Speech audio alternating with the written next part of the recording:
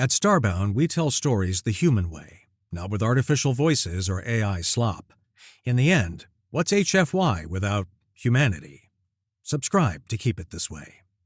My name's General G. Let's begin. It turns out that when a 1 in a trillion cosmic accident erases your homeworld from existence, the universe doesn't even send a card. For the Cheerians, this truth was less a witty observation and more of a catastrophic cosmic taradiddle that left them adrift in a fleet of battered, weeping ships. High Nestler Taloria Vesh stood on the bridge of the flagship Sorrow's Echo and watched the blue-green marble of Earth swim into the main view screen. Her plumage, which should have been a vibrant fan of deep blues and greens, was dull and poorly preened. Even preening oils were rationed. She smoothed the feathers on her forearm, a practice gesture that did nothing for the tremor in her four-fingered hands. Besides her, Elder Vorin cleared his throat, a sound like dry leaves skittering across stone. "They will offer aid, High Nestler, but aid is a hook. The bait is always free."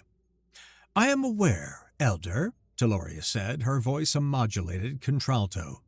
She rehearsed her speech for this meeting, a plea for refuge that stopped short of begging, a request for resources that did not sound like surrender. She prepared for haggling, for clauses and subclauses for the slow, painful process of becoming a client species. The comms channel chirped. "High Nestler, the human ambassador is requesting permission to board." "Grant it," she said. "Escort them to the High Council chamber. Full diplomatic honors." Taloria swept into the chamber moments before the human arrived. The room was Spartan, stripped of the resonant sculptures that adorned its twin on their lost world. Now it was just a cold metal space, filled with officials whose plumage was as dull and disordered as her own. She took her place at the head of the long table, her crest feathers held high and rigid. The door hissed open. The human ambassador was a short, round woman with a kind face and hair pulled back in a simple knot. She wore a plain blue jumpsuit, devoid of any rank or insignia. She offered a small, polite bow. "High Nestler Taloria Vesh, I am Ambassador Rhea Sharma. On behalf of the Interstellar Logistics and Goodwill Administration, I extend our deepest condolences for the loss of Jira." Taloria inclined her head. "We thank you for your sentiment, Ambassador. We have come to—" The ambassador held up a hand, a gesture of gentle interruption. "Please forgive me. We monitored your situation since our sensors detected the gravitational anomaly. We know why you're here, and we know we can't replace what you've lost." She tapped a device on her wrist. A cone of light projected from it, and a three-dimensional image of a planet resolved in the air above the table. Its rotation slow and steady. It was a swirl of white clouds over green continents and deep blue oceans. Its beauty was a fresh wound. "This is Luton 1405b," Ambassador Sharma said, her voice soft but clear. "It's a world we have finished seeding about a decade ago. Stable biosphere, breathable atmosphere, plenty of water. We kept it as an ecological preserve, but circumstances have changed." She smiled, a simple, open expression. A ripple of shifting weight and rustling feathers passed through the assembled Jirians. "We're sorry about your old place, so we got you a new one. Here's your new home." The ambassador's voice faded. In the quiet that followed, the hum of the ship's life support felt deafening. Taloria stared at the spinning globe of the offered world, then at the smiling human. Her prepared speech, with its balanced clauses of request and self-respect, dissolved into ash in her mind. She opened her mouth to speak, but no sound emerged. The offer was so immense, so wildly generous, it felt like a declaration of war. "It's a trap," Elder Vorin's voice echoed in the Stark chamber. The human ambassador had departed, leaving the holographic planet spinning in the center of the room. "There is no precedent for a gift of this magnitude without a price," Vorin continued, his gaze fixed on the projection.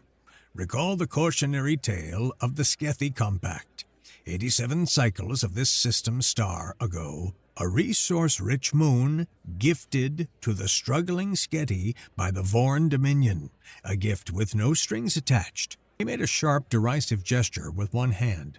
Within a single generation, the Vorn leveraged the implicit cultural and economic debt to seize control of all Skethy trade routes. Their gift was a leash with a gilded handle. Taloria listened, her mind racing through the terabytes of data the humans provided. It was all there: atmospheric composition, geological surveys, biodiversity indexes, orbital mechanics. The data was immaculate, comprehensive, and transparent. There were no hidden clauses, no encrypted footnotes, no legal loopholes tucked away in the planetary charter. "Our analysts found nothing," a junior counselor reported, his crest feathers drooping with exhaustion. "The data is immaculate. If there is a trap, it is of a nature we cannot comprehend." "That is what makes it so dangerous," Vorin insisted. "Either the trap is too subtle for us to perceive, or these humans are so guileless they have forgotten how the galaxy operates. Both possibilities are terrifying."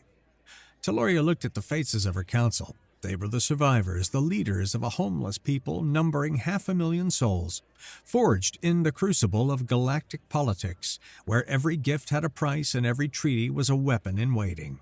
"They call themselves the Interstellar Logistics and Goodwill Administration," she said, the words feeling strange in her mouth. "An organization dedicated to logistics and goodwill." She let the second word hang in the air. It was a concept so alien in diplomatic circles it sounded like a mistranslation. "We have no choice but to investigate," she declared, her voice regaining its familiar resonance. "I will lead the first joint survey team. We will land on this Luton 1405b. We will scrutinize every rock, every leaf, every molecule of air. If there is a hook, I will find it." She looked from the worried face of Elder Vorin to the spinning image of their potential new home. Hope was a dangerous thing, a fragile bird that could have its wings broken by the slightest weight of reality. Yet for the first time in weeks, a tiny, tentative feather of it stirred within her. The first joint survey team consisted of Taloria, two of her most trusted xenobotanists, and a human named Jebediah Cobb. Jeb was the senior project manager in charge of initial infrastructure, a title that suggested a stern, orderly individual. He was tall and lanky, with a shock of brown hair that seemed in a constant state of rebellion against gravity. His clothes were covered in what appeared to be a fine layer of universal dust, and he possessed a grin that threatened to unhinge his jaw. He greeted her on the landing pad with an enthusiastic wave. "Hi, Nestler! Ready to kick the tires on this baby? She's got great bones, fantastic bones!" Taloria offered a stiff nod. "Engineer Cobb, our objective is to ascertain the planet's viability and establish a primary communications beacon." "Right, the thingy-majig. Let's get to it," Jeb said, already striding toward the waiting shuttle. New Nest, as the humans nicknamed it, was breathtaking. From orbit, it was a jewel. On the ground, it was a symphony. The air was sweet with the scent of unfamiliar blossoms and rich, damp earth. Towering trees with bark like polished silver reached for a sky of piercing, cloudless turquoise. Taloria felt a familiar ache behind her eyes, the phantom smells of sights and Jira rising unbidden. She forced it down, straightening her spine until it was a rod of iron. Jed, meanwhile, practically bounced on the balls of his feet. He tapped at the data slate on his wrist, pointing out geological formations and speculating about their load-bearing capacity for his teams. "Look at that granite outcrop. Perfect foundation for a high-rise. And see that river delta? We could power a whole city with a single hydro dam. Oh, this is gonna be fun!" Their first joint task was to erect the comms beacon. It was a simple, prefabricated tower designed for rapid deployment. It should have taken an hour. "Foundation must be level," Taloria stated, producing a set of laser calipers. "Tradition dictates a ceremonial placement, ensuring its stability and symbolic integrity." Jake blinked at her. "Symbolic what now? It's a radio antenna, not a holy relic. Let's just eyeball it and brace it with some of these rocks. My teams can get it running before lunch." Taloria's crest feathers ruffled. Engineer, every support must be true, every angle exact. To rush is to invite collapse. Spending all day leveling a patch of dirt for a temporary beacon makes me hungry, Jed countered, already hefting a large flat stone. Mostly hungry. The argument lasted well into the afternoon. It was a polite, protracted battle of wills. Taloria quoted foundational principles from ancient Jiran texts. Jed countered by demonstrating how each of the tripod's legs could be adjusted to compensate for an uneven surface. In the end, they compromised. Jed's method was used, but only after Taloria catalogued the deviation from standard procedure in a formal report that she transmitted back to the fleet. As the beacon hummed to life, connecting them to the galaxy, Taloria watched the lanky human wipe dust from his hands with a satisfied grin. Their methodologies were worlds apart. This, she suspected, was going to be a long mission. The naming committee was, in Jed's opinion, a special kind of bureaucratic hell he had to endure. You couldn't just keep calling a planet Luton 1405b and its features Big Forest No. 1 and slightly pointy mountain range. High Nestler Taloria, of course, was in charge. She and her Jirian contingent came prepared with a list of names that were grand, poetic, and unapproachable to the human tongue. For the primary continent, Taloria announced, her voice resonating through the chamber, we propose Thra'anul, which translates to Star Sorrow's Respite. Jed scribbled it down on his slate. He tried to say it under his breath.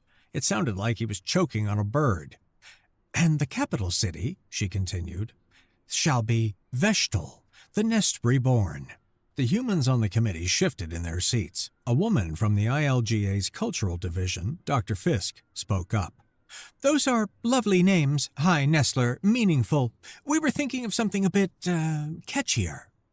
She projected their list of suggestions. The Jirians stared at it in stony silence. New Jersey. King's Landing. Atuan. Middle Earth. Jed saw Taloria's crest feathers flatten against her skull. He cleared his throat, trying to salvage the situation. They're just placeholders, cultural touchstones to get the ball rolling. He pointed to a name on his own personal list. What about Durham? It's a nice, quiet university town, peaceful. A Jirian elder looked at him as if he had just proposed naming their sacred capital after a species of fungus. Durham, he repeated, the syllables clumsy and alien. It has a certain earthly quality, Jed offered, his voice trailing off.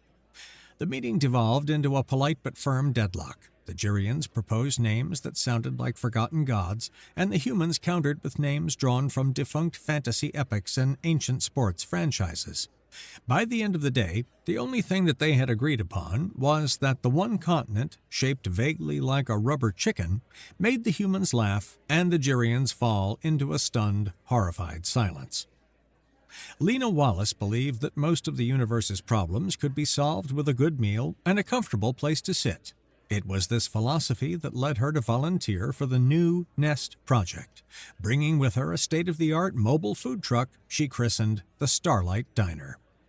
She set up for the first time, humming to herself as she organized her spice racks, when the supply freighter arrived. It was not an official ILGA transport. To minimize overhead on non-critical supplies, the administration used third-party haulers. This one was a rusty, dented vessel from the fringe, a non-habituated bulk hauler known for cheap rates, minimal life support, and even less stringent cargo scans. Lena signed for her delivery, flour, yeast, a criminal amount of cheese, and unpacked with a few volunteers. As she lifted a heavy sack of all-purpose flour from a large crate, she saw a flicker of movement in the corner. Two enormous dark eyes stared back at her from behind a stack of canned tomatoes. They belonged to a small, furry creature that looked like a cross between a ferret and a squirrel. It had 2 legs and a pair of primary arms, with a smaller set of nimble manipulators folded near its chest. One of these manipulators was currently clutching a half-eaten nutrition bar it had chewed its way through to survive the trip. Lena held still. She worked in enough kitchens to know that kitchens came with unexpected life forms. Instead, a warm smile spread across her face. Well, hello there. You're a long way from home. The creature froze, its fur bristling. It's okay, Lena murmured. I won't hurt you. She broke off a piece of the hard cheddar she planned to grate for macaroni. She held it out on her palm. "Hungry?" The stowaway hesitated, its nose twitching. Then it scurried forward, snatching the cheese with one of its manipulators, and retreated back into the shadows. A moment later, a small metallic disc on its chest crackled to life. A synthesized voice, tinny and glitchy, spoke. "Gratitude is more?" The text display on the translator flickered, as if struggling with the concept. Alternate translations flashed in quick succession. Surplus, additional rations, Parmesan, Gouda. Lena chuckled. "A translator with a one-track mind, I like it." She cut another, larger piece of cheese. "My name is Lena. What's yours?" The creature devoured the second offering before the translator crackled again. "Name is Pip." "Pleasure to meet you, Pip," Lena said. "Welcome to the Starlight Diner. First piece is always on the house." Pip seemed to consider this, then scurried out from behind the cans and looked up at her, his large eyes wide and fixed on her face. High Nestler Taloria conducted a formal health and safety inspection of the nascent human settlement. She found the entire affair grating. The structures were slapped together with what looked like reinforced polymers and stubbornness. Music with a relentless thumping beat echoed from portable speakers. Humans called out to her with cheerful, familiar greetings. It was chaos. It was entropy given a blueprint. And then she smelled it. It was a scent that bypassed rank and procedure entirely. A rich, savory aroma of toasted bread, melted butter, and a pungent herb she couldn't identify. It was intoxicating. It derailed her inspection, pulling her toward a brightly lit truck with the words Starlight Diner painted on the side. The short, energetic human chef, Lena, beamed at her. "High Nestler! Perfect timing! Just pulled a fresh batch out of the oven." She held out a thick slice of toasted bread, glistening with butter and flecked with green herbs. "Garlic bread, my specialty." Taloria knew she should refuse. It was unprofessional. It was common. But the aroma was a physical force. Before she could articulate a polite refusal, her hand already reached out and took the offering. She brought it to her lips and took a small, hesitant bite. The flavor detonated on her tongue. Salt, fat, a sharp herbal bite that bypassed conscious thought and sent a tremor down her spine. The crust was crisp, the inside soft and warm. The butter and garlic combination was a revelation, a flavor profile so potent and satisfying it felt like a religious experience. Her crest feathers, those traitorous barometers of her emotional state, fluttered. It was a blatant, involuntary fluttering, a complete loss of her carefully maintained stillness. She froze, mortified. Several humans nearby noticed, their smiles widening. Jed Cobb, who was explaining the tensile strength of a support beam to one of his teams, caught her eye and gave her a broad wink. Taloria snapped her feathers flat, drawing herself up to her full height. She cleared her throat, tilting her head as if examining a peculiar specimen. "This sustenance," she said, her voice a little shaky. "It contains a potent combination of carbohydrates and alliums. For the official record, I will require a list of its ingredients and preparation methodology for diplomatic analysis." Lena's smile widened. "Of course, High Nestler. You want the recipe." Taloria took another, much larger bite of the garlic bread, savoring the explosion of flavor. Diplomatic analysis, she decided, was a matter of the highest priority, and it would require extensive, repeated sampling. The kangamoose were a problem. According to the ILGA Planetary Survey, they resulted from a sleep-deprived intern merging two separate ecological directives a century prior.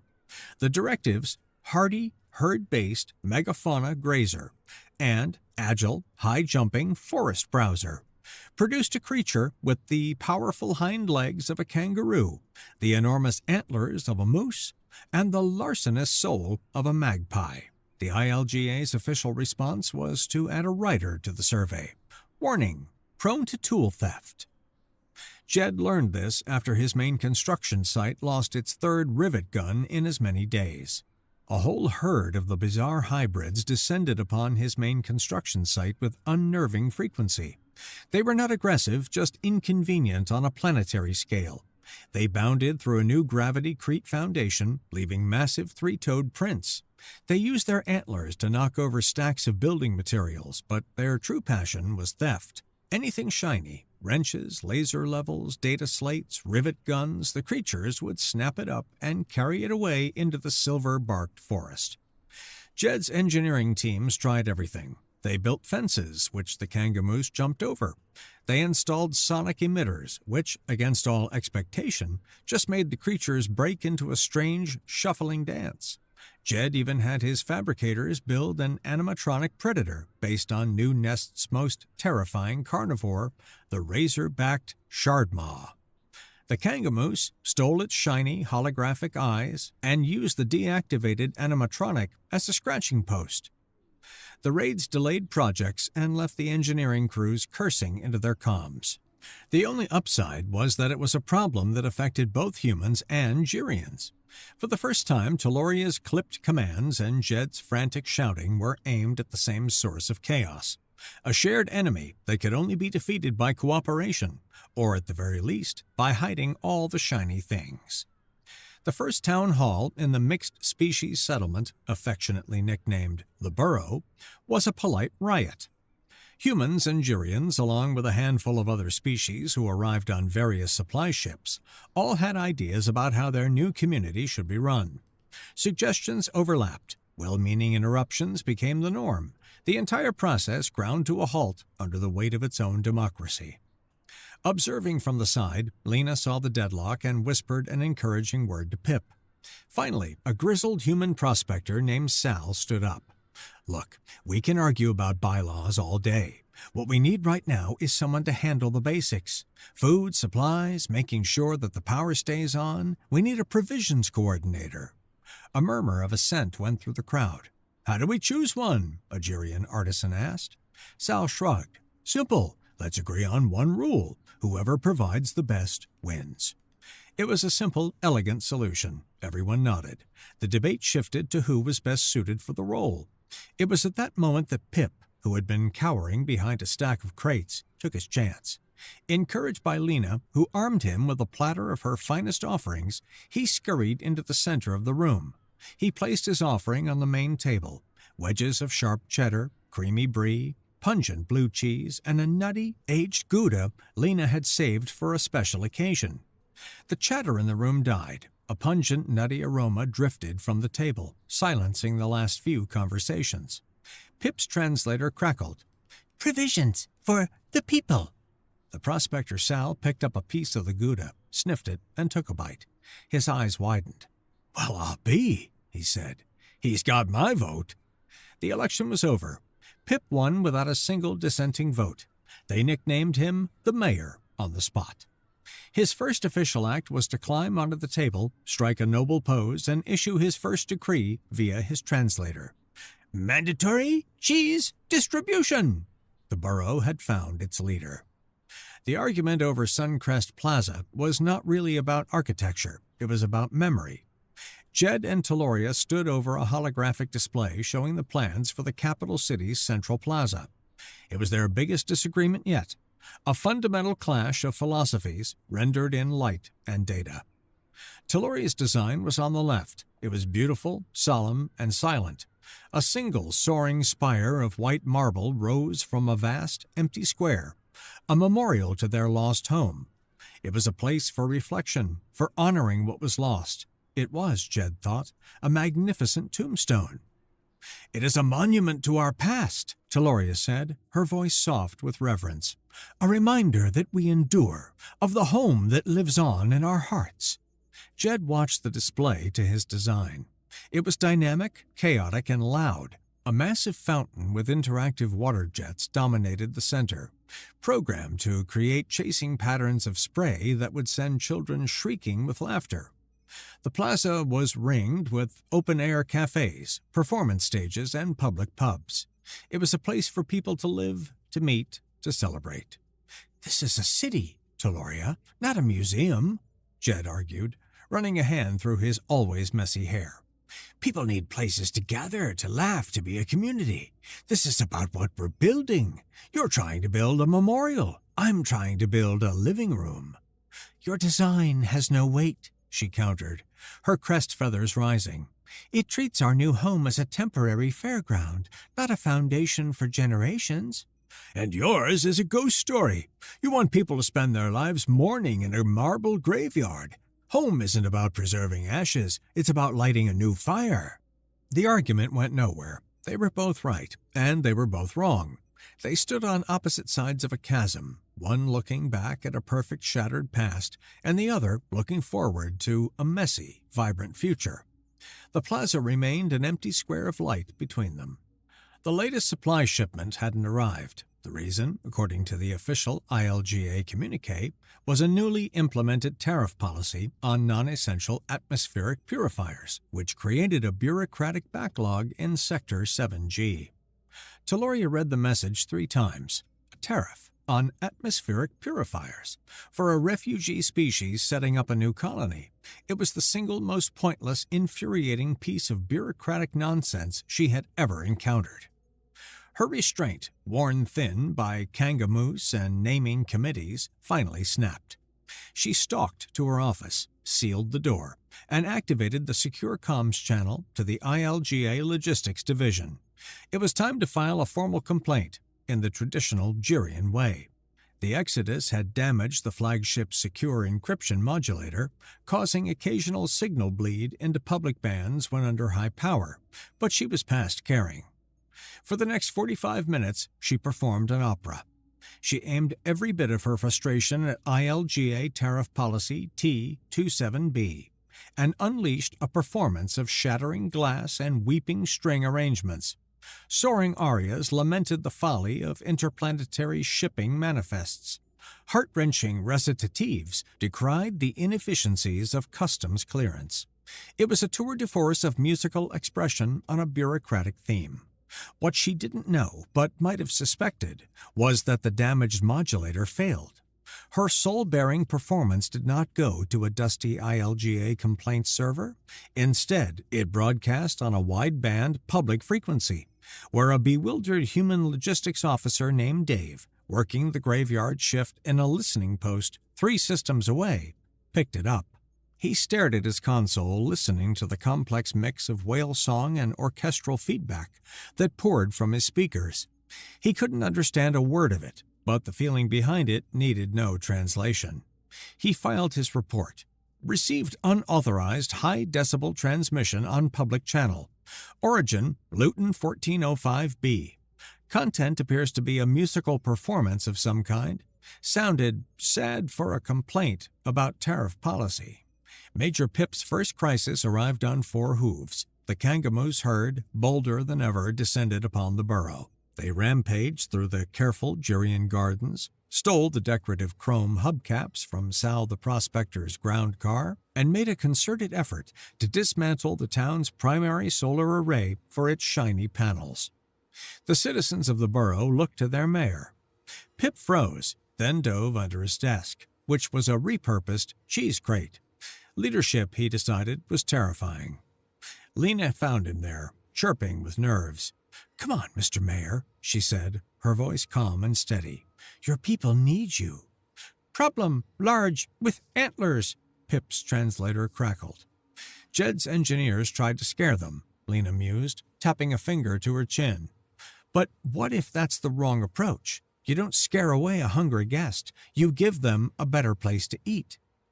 An idea sparked. Lena knew something the ILGA intern from a century ago had not.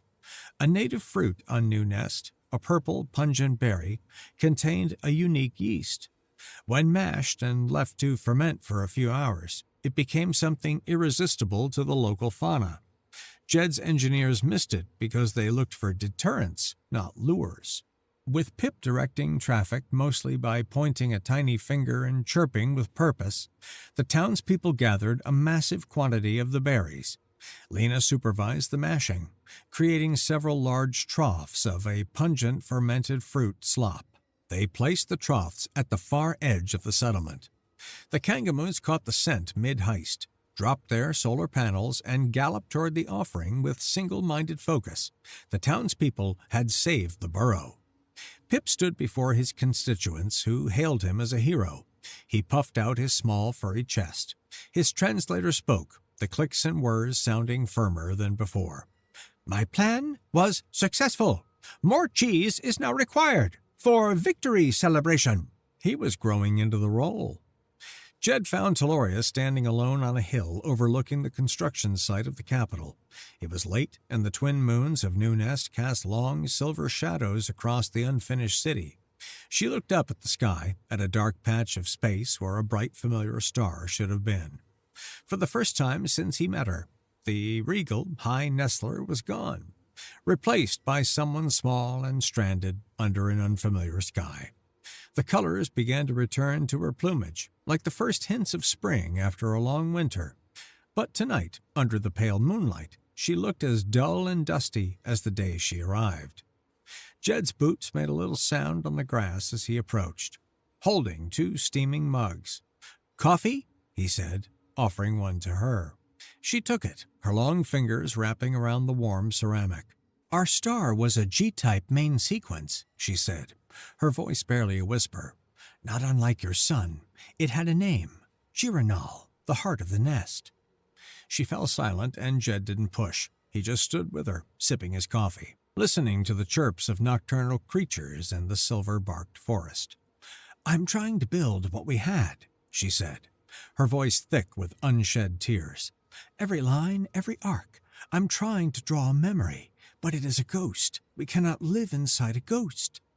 Jed's first instinct, the engineer's instinct, was to offer a solution. We could build a memorial observatory, he started. A big one. Point it right at the black hole. We could... He cut himself off. He looked at her face, at the exhaustion etched into her features. He realized this wasn't a problem needing a solution, but a wound needing a witness. So he just sat with her on the cool grass, sharing the thermos of coffee, in the quiet dark, under a sky with one less star than it should have. They met again before the joint council, the holographic display of Suncrest Plaza between them. Jed spoke first, bringing up a new design. He spoke with a quiet focus, his hands steady on the console. A city needs a heart, not just a living room. The new design was a synthesis. The interactive foundation was still there, but it was now set in a wide circular court, surrounded by soaring lines and graceful arcs that were pure Jirian. He integrated their aesthetics, their sense of sweeping, elegant beauty, into his human-centric design. Then it was Taloria's turn. She overlaid her own modifications. She kept Jed's open-air cafes, but she wove them into terraced gardens. She added a grand amphitheater for musical performances, but she also dotted the plaza with quiet, secluded alcoves for reflection. She added public gathering spaces, parks, places for life to happen. A home is not a memorial, she said, looking not at the council but at Jed. I must honor the past, but it must be built for the future. They presented the final design for Suncrest Plaza together. The design was no longer his or hers, it was theirs. A perfect functional, beautiful compromise. The council's approval was unanimous. A month later, a new ship dropped out of hyperspace. It was small, rusty, and looked like it was held together with mismatched hull plates and jury-rigged wiring. A second ship appeared right behind it, this one even more patchwork, its hull a chaotic quilt of salvaged plates and aftermarket thrusters. The captain hailed them. He was a glib, a cousin species to Pip, with the same anxious eyes and twitchy nose. His translator, however, was a much higher quality model. "Greetings, New Nest Command," the captain's synthesized voice announced. "We are a trade delegation of the Glib Cooperative. We picked up a strange wideband transmission several weeks ago. It was beautiful. An opera, I believe." Taloria's crest feathers stiffened. "Our translators, who specialize in trade dialects, struggled with the non-literal phrasing." The captain continued, blissfully unaware. "They are quite literal. They interpreted the soaring crescendos not at artistic peaks, but at escalating volumetric requests. The core message was quite clear, though. A new world with a critical ongoing bureaucratic surplus of high-fat dairy products." He played a recording, Taloria's voice filled with operatic power at Tariff Policy T-27B. echoed through the command center. But on the glib-glib screen, her most passionate, glass-shattering high note was subtitled, Urgent Requisition. Cheddar. Jed laughed. He couldn't help it. It was a deep, rolling laugh that filled the room. Teloria looked at him, then at the glib-glib captain's earnest face, and a strange, unfamiliar sound escaped her. It was a short, melodic chirp.